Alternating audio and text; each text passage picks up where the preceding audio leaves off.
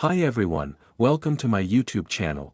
Please don't forget to like and subscribe. I am a student of English literature, and this is my story. Today, I want to share my journey of learning English and my life in London. It was a beautiful summer day. I was traveling on a train, feeling both excited and nervous. Two women were sitting opposite me. They were speaking English, but I could not understand much. At that time, I was learning English, but I was only a beginner. I didn't know many words, and I was afraid of making mistakes. Still, I gathered my courage and started talking to the women. I spoke in very basic English, using simple words and short sentences. To my surprise, they understood me. That moment made me very happy. It gave me confidence. I told them that I wanted to learn English. They smiled and said they were from England and were returning home after a conference. We talked for about 10 minutes. Soon, my station arrived. I stood up and said goodbye. Before leaving, the women gave me their address and phone number. They told me that I could visit them in England one day. We said goodbye, and the train moved on. That short meeting changed my life. After that day, I worked on my English every single day. I translated texts, watched English movies, and listened carefully to native speakers. After 6 months, my English improved a lot. I could understand more, speak better, and feel less afraid. But I wanted to learn even more, so I decided to go to London. When I arrived in London, I joined an English school. My first class was on a Monday morning. I met my teacher and students from different countries. My teacher was a young and kind woman. She was very friendly, polite, and supportive. We introduced ourselves and then started the lesson. Our teacher asked us some questions to understand our basic knowledge of English. Then she told us something very important. She said that she used a very effective method to teach English. Her method was simple and powerful. She told us that we would not need to study hard textbooks or memorize long rules. Instead, we would use English every day. This method worked perfectly for me. I never liked studying from textbooks because they confused me. Our teacher explained that language is a tool for communication. We use language to share ideas, thoughts, feelings, and emotions. She said that when you learn a new language, the best way is to use it, not just study it. We must speak, listen, and communicate with others. She also told us that many students only memorize words and grammar rules. They study about the language, but they do not use the language, and that is the biggest mistake. Of course, learning vocabulary and grammar is important, but you do not need to study them all the time. You need to use the language, feel the language, and live the language. That lesson changed the way I learned English. It gave me confidence, freedom, and belief in myself. And that is how my journey with English truly began. You need to practice English every day in this course. I wanted to share a very simple and effective way to learn vocabulary and grammar. I really liked what our teacher said. Our lesson continued, and we talked about our hobbies and what we like to do in our free time. Sometimes we spoke in pairs, and sometimes we spoke with the teacher. I truly enjoyed the classes. I felt happy and motivated because this system of learning was very effective for me. On Tuesday, I went to school again. During the lesson, one of the students asked an interesting question. She asked, "What is the best way to learn new words?" Our teacher smiled and said, "There are many ways to learn vocabulary, but I will tell you the most effective one, according to research." She said the best way to learn new words is reading. When people read, they learn new words naturally. They learn almost twice as fast as people who do not read. She advised us to read for at least 30 minutes every day. Then she explained how to get the maximum benefit from reading. First, it is very important to choose a book or text that is interesting for you. You must enjoy what you read.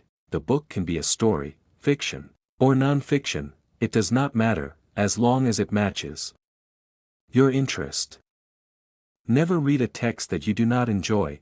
If you read something boring or too difficult, you will feel frustrated. Our teacher also told us to choose a text that is suitable for our level. It should not be too easy and not too hard. When you are reading and find a word you do not understand, you should use a dictionary. Look up the meaning of the word and then continue reading.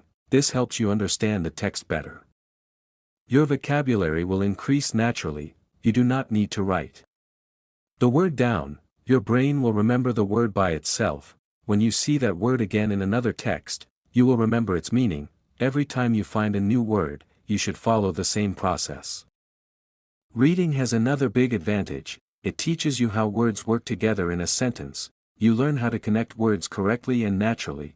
This makes your English sound better and more fluent. This method is very powerful. If you try it, you will be surprised at how fast you can learn new words. After that, we continued our lesson. We talked about life in England and the best jobs for students. This topic was very important for me because I wanted to get a job. I wanted to do something useful in my free time after school. I asked other students if they knew where I could find a job. They told me about the job center. They said the job center offers many opportunities, especially for students. This made me feel hopeful and excited about my future. I felt happy because now I knew where I could find a job. When my school day was over, I went to the job center. I did not know what kind of job I could do, so I asked the lady at the job center, "What is the best job for a student like me?" She smiled and said they had some good jobs for students. She told me that I could work as a cleaner or as a waitress in a cafe. I told her honestly that I had no experience in these jobs. She replied kindly that my English was good enough to work in a cafe. She explained that the training would not be difficult. She also said that working in a cafe would give me more chances to speak English than working as a cleaner. Then she told me something that made me very happy. She said I could start my job on Thursday. I felt excited and proud of myself. I was happy because I would have a job where I could practice my English every day. I truly believed in one simple rule: if you want to learn new words effectively, read for 30 minutes every day. On Wednesday, I went to school again. In our class, there was one student who was quieter than the others. He was from South Korea. When our teacher asked if anyone had a question, the Korean student raised his hand. He said he had a big problem with pronunciation. He explained that he knew his pronunciation was not very good, but he did not know how to improve it. Because of this fear, he did not speak much in class. He said that he reads books and watches movies in English often. He understands English very well, but he wants to speak better too. He asked the teacher if there was any way to improve his pronunciation. Our teacher listened carefully and then said, "Yes, I will explain pronunciation and how you can practice it." She said she would teach us a technique that could help all of us. First, she explained why students have pronunciation problems. When we speak, we move the muscles of our mouth and tongue. The problem is that when we speak English, we often use the same mouth movements as in our native language. Because of this, our pronunciation sounds different from native speakers. She told us this happens to almost everyone who learns English. It is not a big problem, because people usually understand what you want to say. However, she said that pronunciation can always be improved. Then she introduced a powerful technique called shadowing.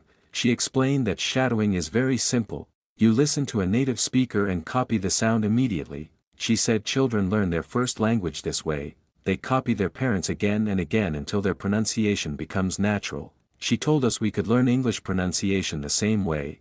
To practice shadowing, she said we should choose a video or audio that is not too fast and easy to understand. We listen carefully and repeat the words exactly as we hear them. That is all. Then our teacher opened YouTube and searched for videos about the shadowing technique. She found some very good examples.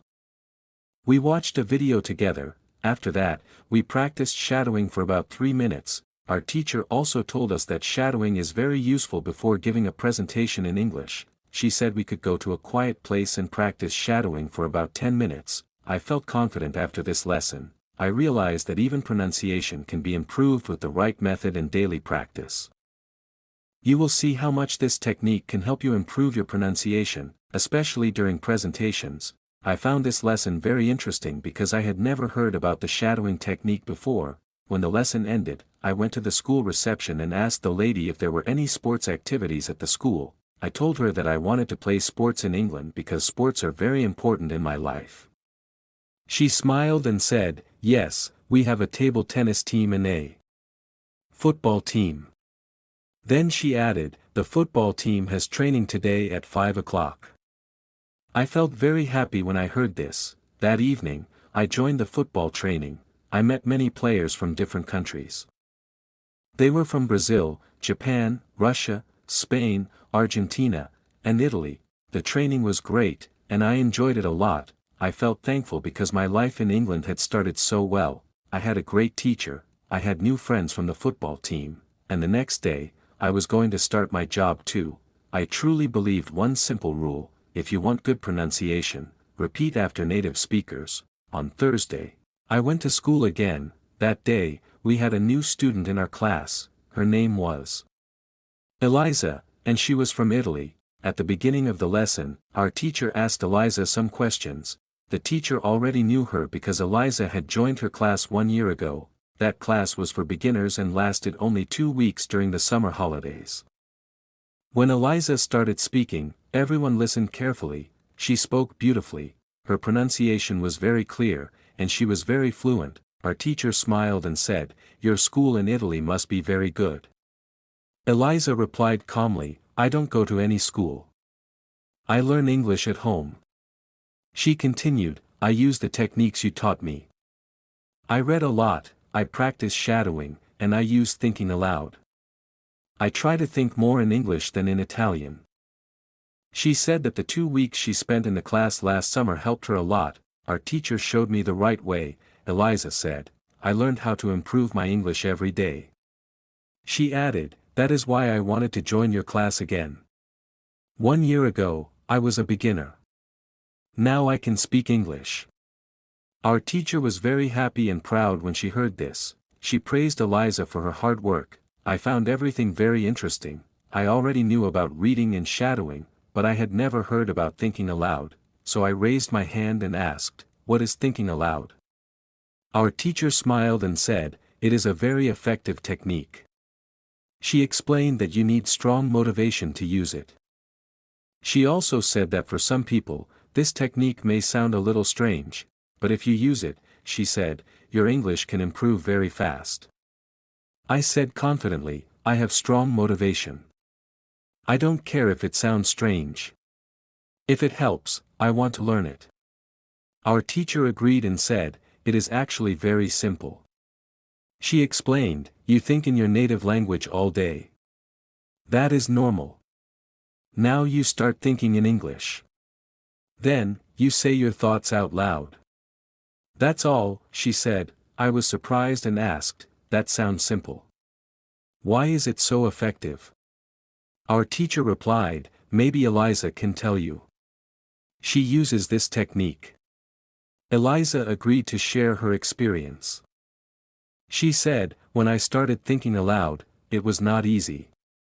At first, I used very simple sentences," she explained. "For example, I can speak English. It is good that I can speak English. I want to be better. I need to practice every day." She said her sentences were simple, but there was one problem. Her thoughts in Italian were long and complicated. "I couldn't say everything in English," she said, "so I learned to make my thoughts simpler." At first, this was very difficult, but after some time, thinking in English became normal for her. Then something interesting happened. She met a man from Australia who was on holiday in Italy. Even though she was still a beginner, they started talking in English. She said, "I noticed that I could speak without any big problems." Her sentences were short and simple, but she could communicate. She did not translate in her head from Italian to English. After that meeting, she used thinking aloud even more. "This technique helped me a lot," she said. "I still use it every day. It is very powerful." Our teacher thanked Eliza for sharing her experience. Listening to her story inspired me. I knew I wanted to use this technique too. I wanted to improve my speaking and become more confident in English.